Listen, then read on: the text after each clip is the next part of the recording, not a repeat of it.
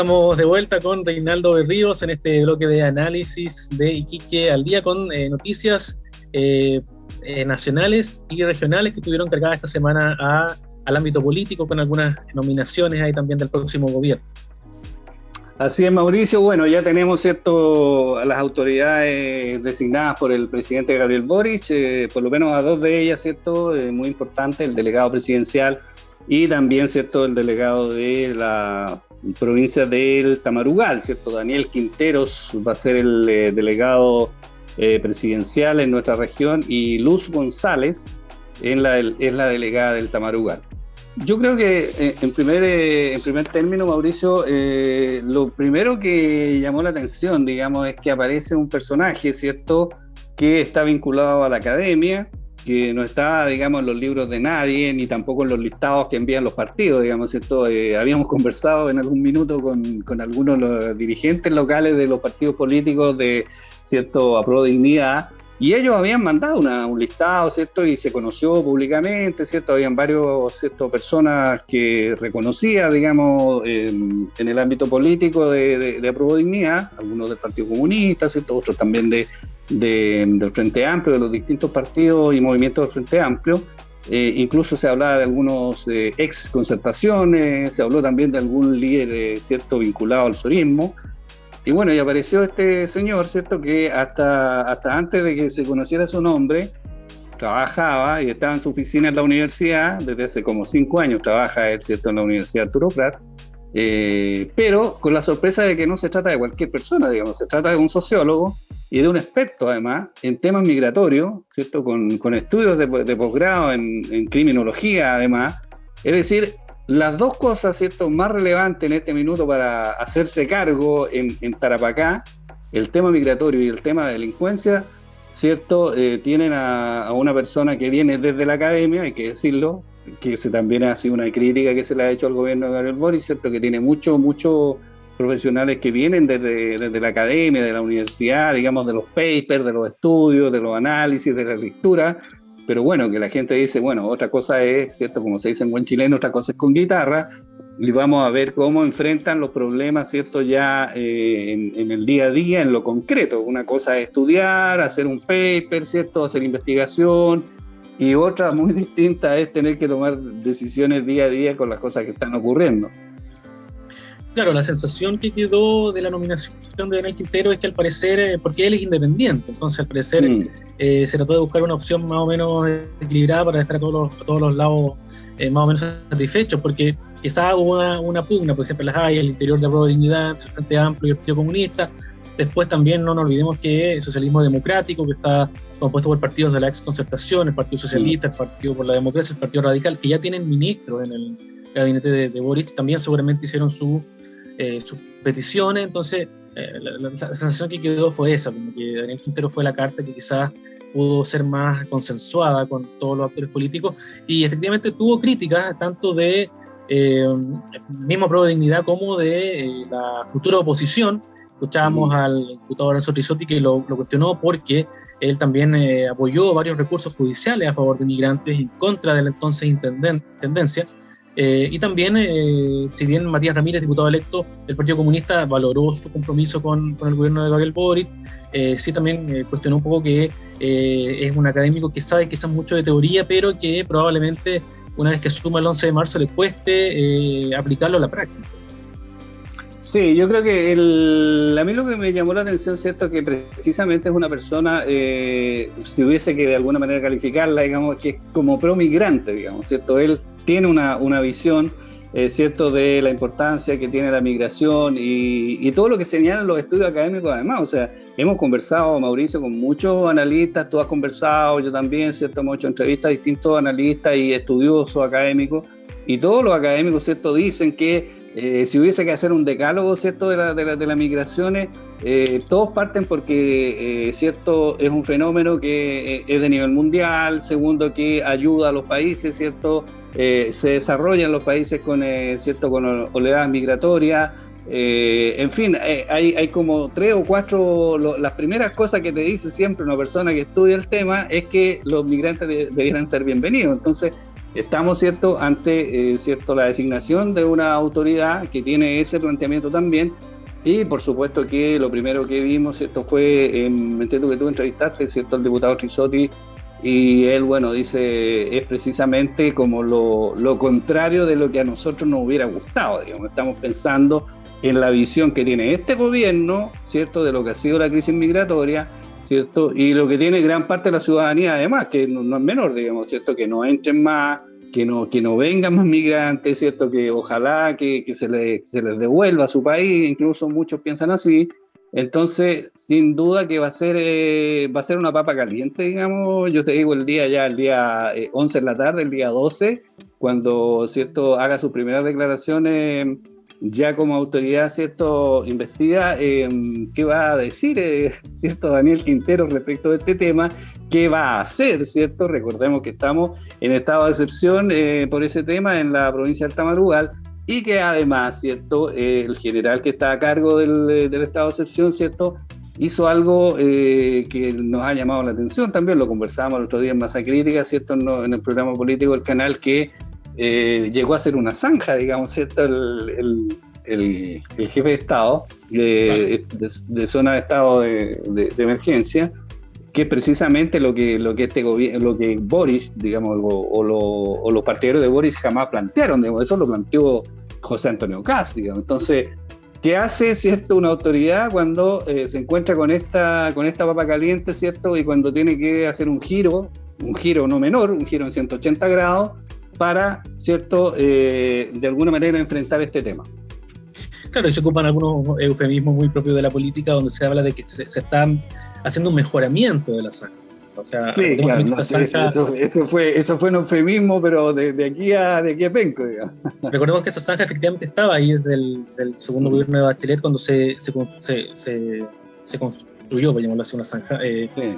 Pero cuando era Claudia Rojas la intendente. Sí, Claudia Rojas. Para temas de contrabando, de robo de vehículos, ese tipo de cosas. Pero claro, no estaba la crisis migratoria que existe actualmente. Ahora, efectivamente, el diputado Trizzotti, que sigue en su cargo, cuestionó la nominación de Daniel Quintero, pero también habló de que él esperaba que a partir del 11 de marzo dejara de ser activista. Fue una cuña que nos compartió a nosotros. Y pienso también en que probablemente...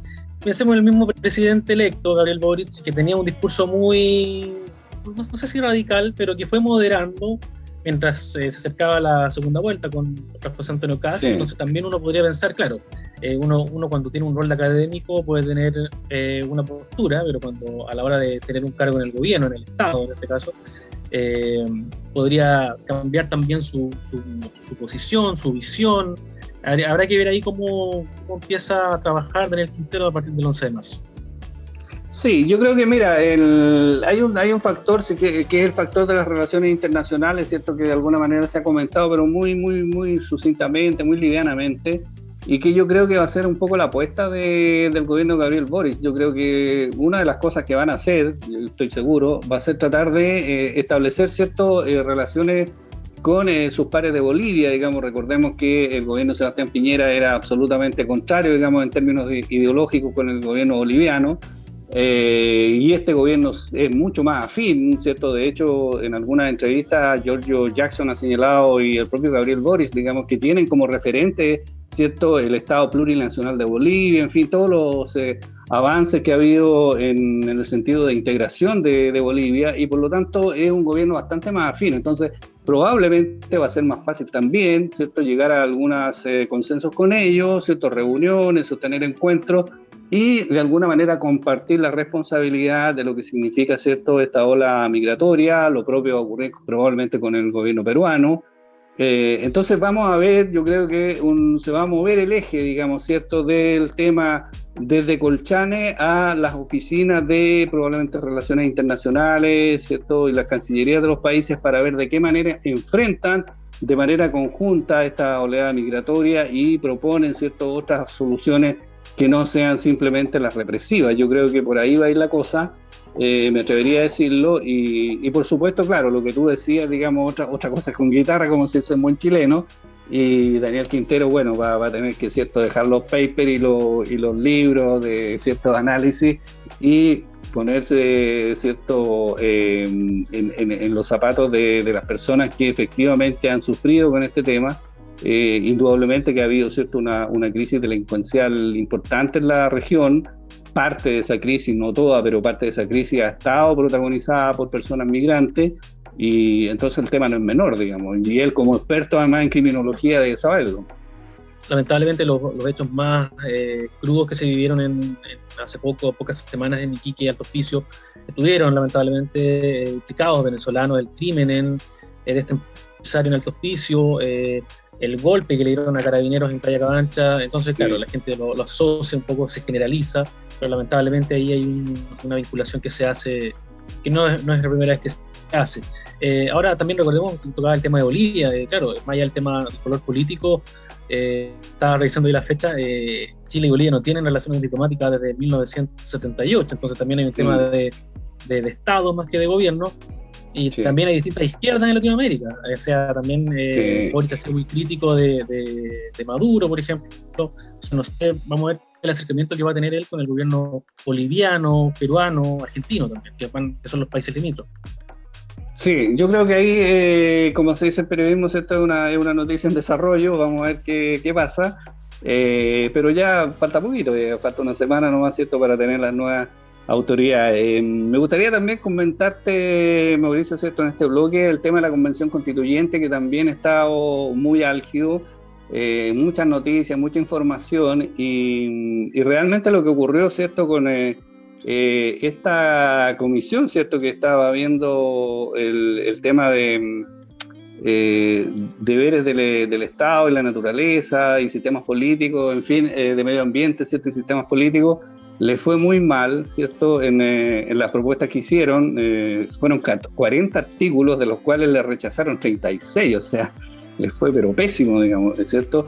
Porque creo yo, ¿cierto?, están como con el tejo, como se dice, ¿cierto?, en Chile, están con el tejo pasado, digamos, muchas de las propuestas, y la verdad es que obtener la mayoría, 103 votos o más de 103 votos para propuestas tales como esta, digamos, de los derechos de la naturaleza, por ejemplo, o derechos de los animales, son cuestiones que cuesta pensarlas, digamos, en una nueva constitución. De hecho, leí una entrevista hoy día en la mañana al presidente de la Sociedad Nacional de Agricultura, y él decía que quería saber si criar animales en un establo sería maltrato animal, digamos, ¿ya? Porque imagínate que eso quede escrito en la Constitución, o sea, no sé, pues se acabó los pollos, se acabó todo, digamos. No podrías tener esos criaderos, ¿cierto?, o esa forma de generar alimentos en el país, no solo en el país, digamos, en todo el mundo, o sea, es así. Claro, y ¿sabes qué? En lo personal supuse o creí que iba a haber mayor consenso en este tipo de cosas. Quizás en la Comisión de Derechos Fundamentales iba a haber más consenso que en temas, por ejemplo, como el régimen político, forma de Estado, donde hay acuerdos transversales, por ejemplo, el tema de eliminar el Senado. Pero claro, me llamó la atención también que se rechazaran varios de las indicaciones, de los artículos que se proponían en el Pleno, porque uno podría pensar de que hay más consenso en este tipo de cosas. Sí, yo creo que yo lo que veo, Mauricio, es que efectivamente la Convención Constituyente está, digamos, ya que estábamos hablando de la guerra hace un segmento atrás, está bajo fuego cruzado, digamos, ¿cierto? Ahí están los convencionales de derecha, ¿cierto?, que le están aportillando lo más que pueden, digamos, todas estas propuestas, pero no solo los convencionales de derecha, digamos, está, ¿cierto?, todo lo que es ¿cierto?, la élite política o el establishment político, como se llama, ¿cierto? Estamos pensando en la gente de la ex concertación, ¿cierto?, de la ex nueva mayoría, que cuando le dicen, oye, vamos a eliminar el Senado, entonces saltan todos, ¿cierto? Y no, pero ¿cómo se les ocurre? Esto no se puede hacer, no sé qué, quieren hacer pedazo al país. Cuando se propone, ¿cierto?, el Estado regional, plurinacional, en fin, también saltan todos. Entonces, de alguna manera, los convencionales, que son personas, la mayoría de ellos personas, digamos, comunes y corrientes, que no han protagonizado ni son figuras políticas, algunos de ellos ni siquiera tienen pretensiones políticas después que termine esta historia, claro, se ven de repente, ¿cierto?, en la disyuntiva de decir, bueno, seguimos adelante con nuestras ideas, que nosotros representamos a tales o cuales personas, o hacemos caso, ¿cierto?, de lo que dice el establishment político y tratamos de morigerar el discurso. Yo creo que estamos en ese minuto, digamos, de la discusión, Mauricio, en la Convención Constitucional. O sea, se está efectivamente, ¿cierto?, se están bajando algunas propuestas que algunos podrían calificar de muy radicales y de alguna manera se está tratando, ¿cierto?, de allegar. Recordemos que hay varias etapas todavía que faltan. Estas mismas propuestas que son, ¿cierto?, que no se aprueban, vuelven, digamos, a las comisiones. Claro, de nuevo se pueden poner de nuevo ¿cierto?, en discusión, modificándolas, por supuesto, y eventualmente pueden ser aprobadas, pero y después viene una comisión de articulación, que son como 40 personas, que va a ser el último proceso, que tienen que tomar todas estas normas y ¿cierto?, hacer que sean coherentes unas con otras. Entonces ahí también va a haber como la última armonización. Claro, de armonización. Entonces yo creo que se está produciendo eso y que, bueno, vamos a ver, ¿cierto?, qué es lo que en definitiva llega al papel, qué es lo que uno tiene que leer, ¿cierto?, antes de votar, y si efectivamente vamos a tener una constitución que es totalmente distinta a la que tenemos, o va a tener algunas cosas, ¿cierto?, distintas, pero no tantas, digamos, como algunas personas pensaban. Y se ha notado en la Comisión de Régimen Político, de régimen político, de régimen de gobierno, cuando se habló de eliminar el Senado, de tener solamente un Congreso plurinacional. Después se crea esta Consejo Territorial, que ahora lo llamaron Cámara Territorial, y hemos visto que la derecha en la comisión ha presentado varias indicaciones que hacen que esta Cámara se parezca más a un Senado.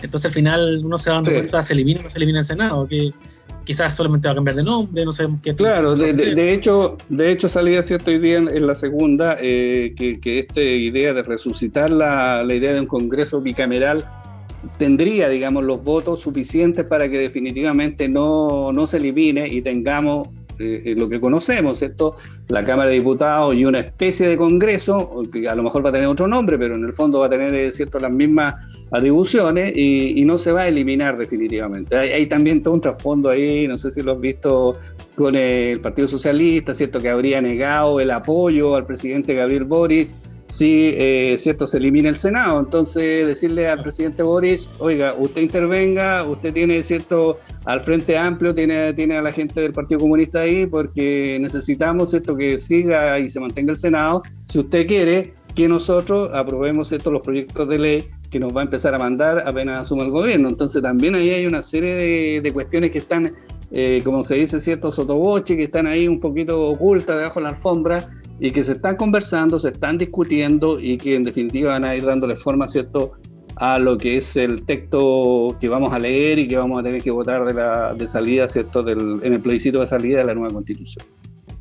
Claro, y hay que estar atento a eso porque, bueno, claramente el gobierno de Sebastián Piñera no tenía afinidad con la convención, pero se supone que el próximo gobierno sí, porque hay una mayoría progresista, pero también hay que ver las pugnas políticas, porque probablemente el mismo colectivo socialista, el Partido Comunista no le van a querer entregar la Constitución en bandeja al gobierno de Boric, y vamos a ver qué pasa a mediados de este año cuando se haga el plebiscito de salida. También hay algunas voces, hoy día salió la presidenta del Senado incluso a señalar de que ella podría incluso no aprobar esta propuesta de nueva Constitución si se mantiene con la discusión actual.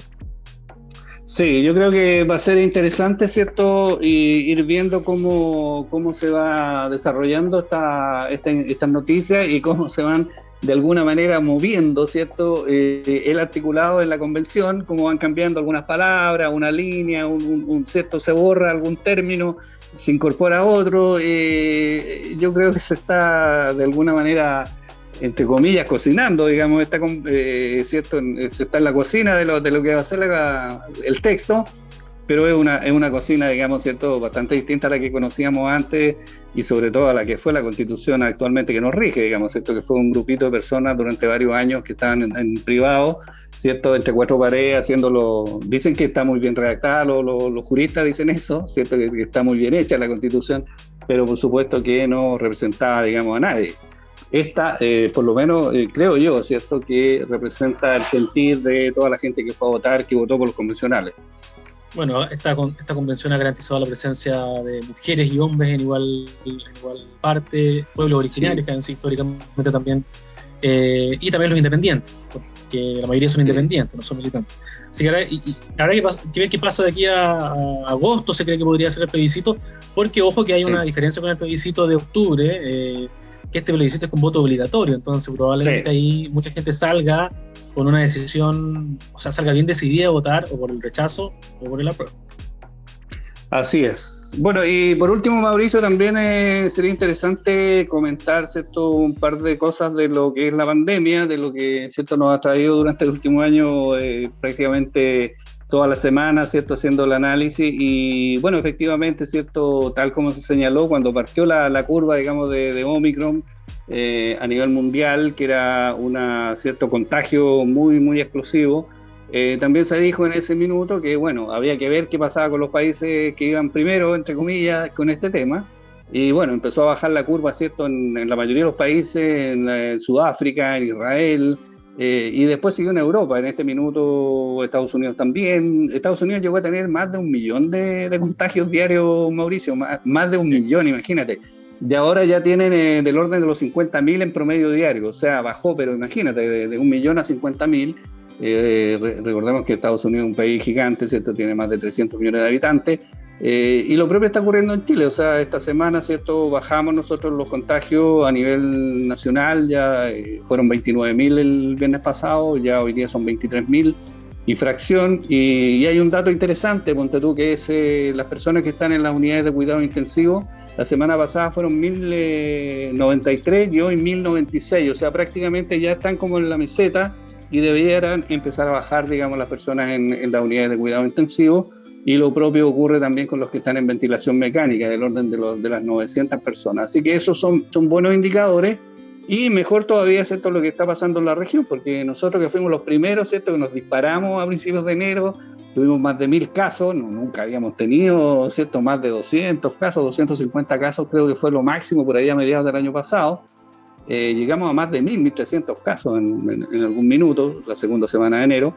Bueno, hoy día, ¿cierto?, ya estamos con menos de 100 casos diarios, con una positividad del 4,5%, y tenemos, ¿cierto?, la menor tasa de casos activos del país, 515 casos, menos incluso que el 1 de enero. Estoy buscando la fecha del 1 de enero, teníamos 600 y tantos casos activos, ya bajamos de esa cifra y por lo tanto esperamos, ¿cierto?, que siga bajando y que esto, ojalá, ¿cierto?, que es un poco lo que todo el mundo espera, se convierta ya, ¿cierto?, en una endemia y se convierta en una cosa que tenemos que asumirla como ¿cierto?, una enfermedad que convive con nosotros, como el resfrío, como es la gripe, en fin, tomando los resguardos todavía con las mascarillas y todo eso.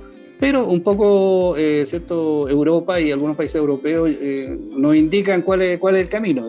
Ya hay países que las mascarillas y todo esto, ¿cierto?, ya se están dejando de usar y son mínimas, digamos, las medidas restrictivas que tienen, porque ellos asumen que se acabó la pandemia. Esto siempre y cuando, Mauricio, no aparezca una variante que puede ser, ¿cierto?, que sea más contagiosa o que sea más grave o que no sé qué, y que nuevamente, ¿cierto?, se produzca una nueva ola. Bueno, eso es algo que no se puede descartar. Bueno, así ha funcionado el COVID. Hay baja, después aparece una cepa, sube, tuvimos la Delta, ahora tenemos la Omicron. Esperemos que los indicadores sigan mejorando y que no influyan cosas como, por ejemplo, algunos han dicho que podría influir el retorno a clases de los niños, de los jóvenes. Ya no hay distanciamiento en las salas de clases, pero algunos dicen que podría influir y también que siga aumentando el porcentaje de vacunación. Sí, yo creo que eso es súper importante y a propósito, digamos, ¿cierto?, de las medidas que uno tiene que tomar, ¿cierto?, las precauciones, el tema de las mascarillas, del uso de mascarillas, de la mascarilla bien usada, digamos, ¿cierto?, no la mascarilla con la nariz descubierta, ¿ya? Sino que la que te cubre la nariz.